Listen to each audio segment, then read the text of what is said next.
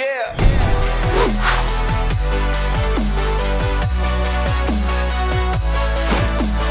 Welcome back to the Gridiron Expert.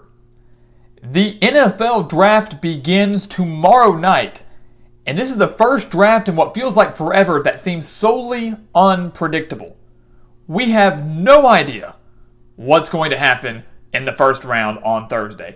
There's no main consensus number one overall pick. We don't know what type of draft day trades we're going to see. And while a lot of us do feel confident about which players might go in the top 5, which players might go in the top 10, we have no idea what order they're going to go in. This is a solely unpredictable draft, which means it's going to be a very, very fun night. And today, guys, we're going to do our best to predict the first round with our final Gridiron Expert mock draft today, giving you our top 10 picks for tomorrow night. The rest of our first round mock draft, picks 11 through 32, will be coming out on our Twitter account at Gridiron Expert. The link for that is down in the description below. We'll be giving you our picks and brief analysis on those players over the course of tonight and into tomorrow as well, before the draft officially begins around 7 o'clock Central Time. So let's go ahead and jump into it, guys, with our Gridiron Expert mock draft. The number one overall pick belongs to the Jacksonville Jaguars, and we have them selecting Aiden Hutchinson, the star edge rusher out of Michigan. Racked up 36 solo tackles and 14 sacks in 2021. And again, this is a number one overall pick, guys, that no one knows who's going to go there. The Jacksonville Jaguars could go with an offensive lineman. They could go with Aiden Hutchinson. They could go with Trayvon Walker, who has been shooting up draft boards. I don't think the Jaguars are going to address much on the offensive side of the ball. They have Trevor Lawrence, Travis Etienne, signed Christian Kirk. They loaded up a lot on offense last year and in the offseason. They've got to focus on the defense. And right now, I think Aiden Hutchinson still is my number one edge rusher, and that's why we have him going number one in the draft. But coming in at number 2, though, the second overall pick, we do have the Detroit Lions selecting Trayvon Walker out of Georgia. Again, I think those are your top 2 picks. It's just a matter of the order. Will Trayvon be the first one to go, or will it be Aiden Hutchinson? We think Hutchinson goes 1, Walker right behind him at 2. The Lions just have to find a way to create more pressure. Yes, I think they address their offensive needs later on in the draft, but Walker has been shooting up draft boards, 6'5", 275 pounds, 6 sacks in 2021 for a defense at Georgia. It was one of the best that we've ever seen in the college game. There's a reason that he's shooting up draft boards. There is a reason that we have him now as a top 10 pick. He's an absolute freak of nature, and I think he's going to be a huge addition to this Lions defensive line. Coming in at number 3, the third overall pick, the Houston Texans select Evan Neal, the offensive tackle out of Alabama. And the Texans could go a million different ways, guys. They need help on the offensive line. They need help as an edge rusher. They need help maybe in the secondary. No one really knows what the Texans are going to do, and what they decide could bring just everything to a screeching halt in this NFL draft. We think they go offensive line to protect their new quarterback in Davis Mills, who they selected last year and who they seem comfortable with going forward. Evan Neal, 6'7", 350 pounds, moves insanely fast and insanely well for a guy of that size. The Texans, again, need help up front. Their offensive line has been pretty bad the last couple of years. They need to protect their young star quarterback, and I believe Evan Neal is the top guy to do that. Either him or Ike Ekwonu from North Carolina State. Those are your top 2 offensive tackles, and if Neal doesn't go third, we believe it will be Ekwonu. Coming in at number 4, the New York Jets select Sauce Gardner, the cornerback out of Cincinnati. First off, what a name. Ahmad Sauce Gardner, one of, if not the best cornerback in this NFL draft. We believe he is the best cornerback in this draft, and this is a no-brainer for me if I'm the Jets. The Jets allowed the most points and the most yards in the NFL last year. They only forced 7 interceptions in the entire season. So why not go with the best cornerback in this draft? Why not go with the guy that's going to create a no-fly zone again in New York? A guy that can maybe help you get more than 7 interceptions in the entire season and really bolster up a defense in a division with the Bills, the Dolphins, and the Patriots that have fantastic offenses across the board. Coming in at number 5, the New York Giants select Ike Ekwonu, the offensive tackle out of North Carolina State. And again, if he goes earlier, we believe the Giants will select Evan Neal. Regardless, we think the Giants have to go offensive tackle at 5. They have to bolster up the offensive line with that 5th pick. It's been a big issue for a while in New York. Daniel Jones just gets bullied in that backfield. And Iguanu, guys, is arguably one of the best run blockers, not just in this draft, but in some of the more recent drafts that we've ever seen. And that's huge considering that the Giants do still have Saquon Barkley, and if he can stay healthy, he needs holes to run through. He needs help up front. Iguanu has been nicknamed Mr. Pancake for the amount of pancake blocks that he did at North Carolina State. He's a huge force up front and will be huge for this Giants team going forward and trying to help an offense that has practically been non-existent these last few years.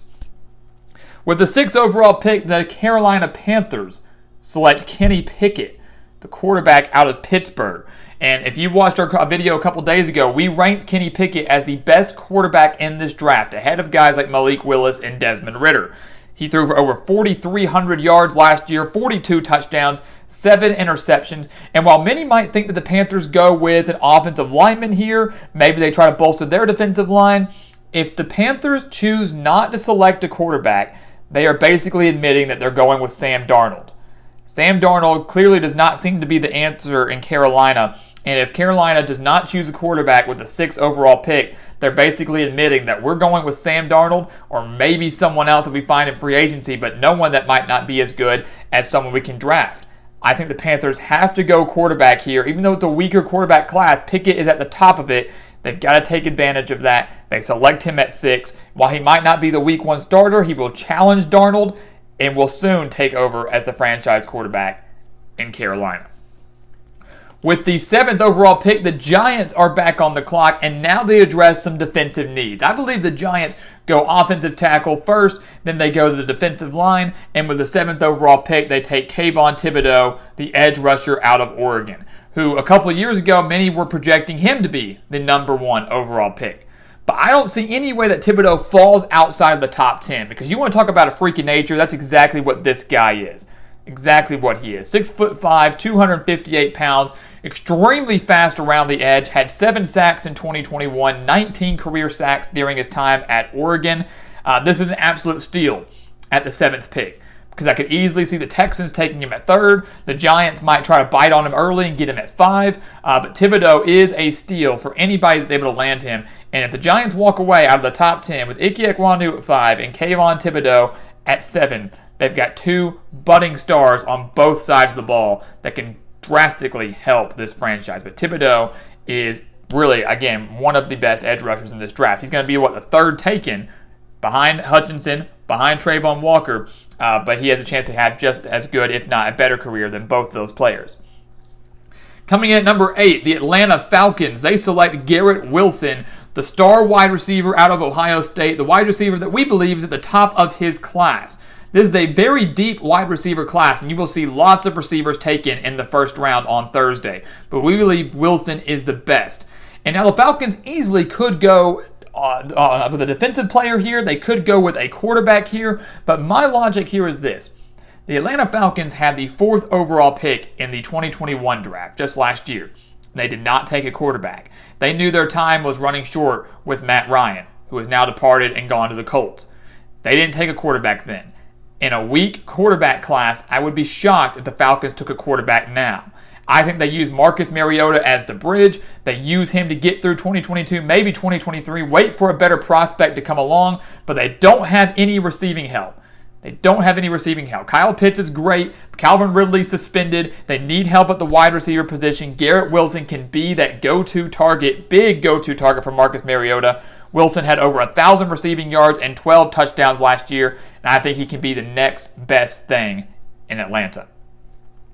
With the 9th overall pick, the Seattle Seahawks select Derek Stingley Jr., the cornerback out of LSU. Many say he is the best cornerback in this draft, ahead of Sauce Gardner, who we have going 4th overall.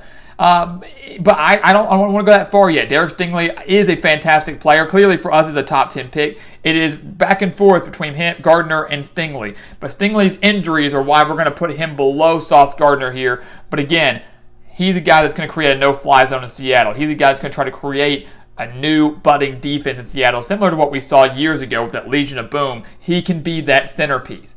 It would not be a surprise to see Seattle go with a quarterback here. I don't think they really are sold on Drew Lock being the future, considering they just traded Russell Wilson to Denver. But I believe Pete Carroll recognizes that he has to bolster up a defense first and can get through this year with Drew Lock or maybe some free agent down the road, maybe draft a quarterback next year. Defense is of the utmost importance, and Derek Stingley, after a phenomenal career at LSU, comes in at number 9. And then finally, wrapping up this brief mock draft, again, the rest of our picks, 11 through 32, will come out on our Twitter account from tonight and into tomorrow. But the 10th overall pick in the draft, the New York Jets, back on the clock, select Jameson Williams, the star wide receiver out of Alabama. Look, the Jets last year had 2 top 15 picks. They took Zach Wilson, their quarterback, and Elijah Vera-Tucker on the offensive line. Their first pick in the second round last year was Elijah Moore at wide receiver. Elijah Moore ended up being the leading receiver for the Jets last year with 538 yards and 5 touchdowns.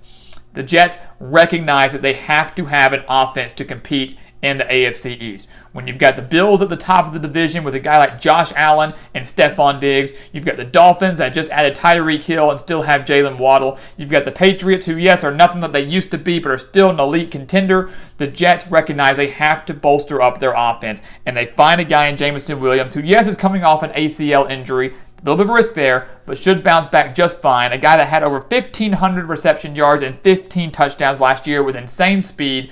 The Jets take the risk on him despite the injury and find themselves some speed on offense to match their division rivals. That's got to give them a fighting chance. So now they add the top cornerback in the draft to bolster the defense, one of the worst defenses in the league last year. They add one of the best wide receivers to pair him up with a decent young quarterback in Zach Wilson. The Jets slowly starting to build themselves a team of young superstars. But we believe Williams goes in at number 10, the second wide receiver taken off the board.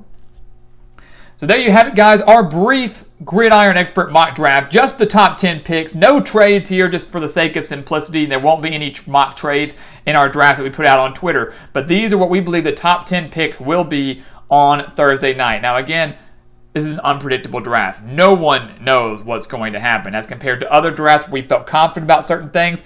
Everything is up in the air going into Thursday, which is why it's going to be so exciting and why you cannot miss out on watching some of our favorite college stars and some of the best college players in the country get selected to continue their career at the next level.